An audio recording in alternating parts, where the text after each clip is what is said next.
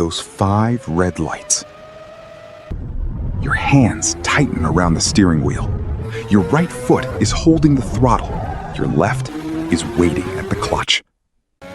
21 other drivers surround you. Behind them are hundreds of engineers. Beyond them, millions of people are watching. But inside your helmet, there is only breathing. 5 lights. 4, 3, 2, 1. Then, nothing. The lights disappear. Your career has taught you something completely different. Sometimes, it's the difference between being remembered and being replaced. But we're getting ahead of ourselves, because your life as a Formula One driver didn't begin here. It began years before anyone knew your name, before the private jets, before the cameras, before the contracts. In fact, before anyone called you a Formula One driver. You were a child sitting above the ground, and you were fast. At first, that was enough. Suddenly, being talented wasn't unusual. Everyone here was talented. So weekends became races. Races became championships. Birthdays happened at circuits. Schoolwork happened between sessions. Your family began measuring distance differently. Not in miles, in racetracks. And slowly, something strange happened. The thing you loved doing became the thing your entire future depended on. Karting became junior single-seaters. Junior categories became bigger categories. Faster cars, stronger competition, more pressure. Formula 4, Formula Regional, Formula 3, Formula 2. The ladder toward Formula 1 is brutally narrow.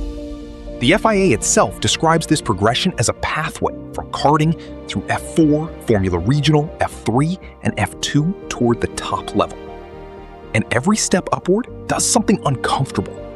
It removes people. Drivers you raced against when you were children disappear. Some run out of opportunities. Some run out of funding. Some simply aren't fast enough anymore. You keep climbing. And eventually, you arrive at the strangest stage of all. You're close enough to Formula One to see it. You can walk through the paddock. You can hear the cars. You can watch the drivers you've spent your entire childhood trying to become. But you still aren't one of them. And that's when you learn one of the first brutal truths of this life. Almost making Formula One means you didn't make Formula One. Then one day, your phone rings. For years, you've imagined how this moment would feel. You thought you'd scream, call everyone, celebrate. Instead, you sit there, staring at your phone. Because the dream you've spent most of your life chasing has suddenly become your job.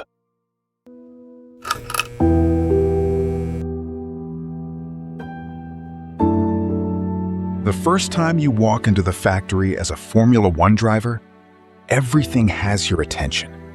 Departments filled with people whose names the television audience will never know. And slowly, you understand something. That car you've dreamed of driving, it's not really your car. It's the work of hundreds of people. First, they build the cockpit around you. Not metaphorically, literally. Your seat is molded around your body. Pedal position, steering wheel, harness, headrest, everything adjusted by millimeters. Because once the car is moving at racing speed, comfort is no longer about comfort. It's about control. You don't simply drive the car. You communicate with it. constantly. Your engineer talks into your ear. You change settings. You report grip, balance, braking, traction. The car sends information back. And while all of this is happening, you're still expected to drive it near the limit. That's when you discover another misconception. People think Formula One drivers are people with extraordinary reflexes. They are, but reflexes aren't enough. You need memory, technical understanding, concentration, communication, physical endurance, and the ability to perform all of them at the same time. Because the car isn't the only machine being engineered. You are too. Your neck is trained. Your core is trained. Your cardiovascular system is trained. Your reaction speed is trained. Your tolerance for heat is trained. Your recovery is monitored. Your sleep matters. Your hydration matters. Your weight matters. Your concentration matters. Because racing doesn't care that you're tired. And some races become less like driving and more like surviving while driving. Think about that. You're enclosed in fire-resistant clothing, helmet on, heat surrounding you, heart working, body sweating. And you're not jogging. You're making decisions at racing speed. Brake, turn, accelerate, adjust, listen, respond.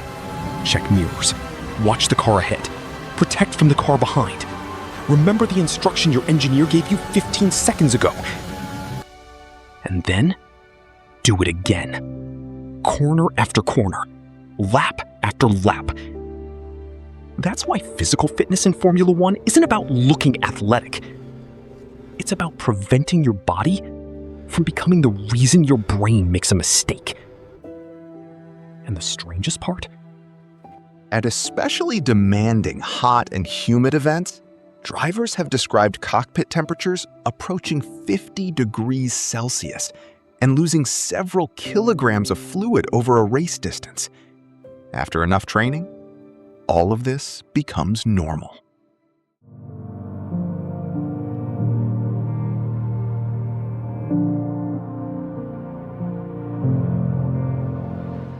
The trophy doesn't make the car faster. Victory doesn't improve next race lap. Your engineer has already found places you could have been quicker. There is another circuit coming, another teammate comparison, another qualifying session, another start, another opportunity to prove. You spend your childhood believing that if you can just reach Formula One, you've made it. Then you arrive and discover there is no moment when the proving stops. First, you prove you're good enough for karting, then junior racing, then Formula 3, Formula 2, Formula 1. Then you prove you deserve your seat. Then you prove you can score. Then you prove you can win. Then you prove you can do it again. The finish line keeps moving. And perhaps that's what this life was really about. Not speed, not fame, not champagne, not even winning. It's about what happens when a human being builds an entire life around fractions of a second. Because Formula One measures everything. Your braking, your steering, your lap, your mistakes, your teammate, your result. There is always another number telling you whether you were good enough. And yet, every race, you put the helmet back on, you tighten the straps, you lower yourself into the cockpit, you grip the steering wheel. Because beneath all the pressure, beneath the travel, beneath the risk, beneath the expectations, there is still something remarkably simple. the child who loved driving, never completely disappeared. For a few moments, when the circuit is clear, when the car responds perfectly, when your hands and the machine seem to become the same thing, you're not thinking about contracts. You're not thinking about headlines. You're not thinking about your teammate. You're not even thinking about winning. You're just driving. And perhaps that's the part of this life worth remembering. Millions of people see the speed. Very few see what it costs to become fast enough. You came here expecting to experience the life of a Formula One driver. The cars, the circuits, the pressure, the podium. But perhaps the real experience wasn't learning what it feels like to drive at extraordinary speed. It was learning what it feels like to live in a world where every fraction of a second matters and still find a reason to chase the next one.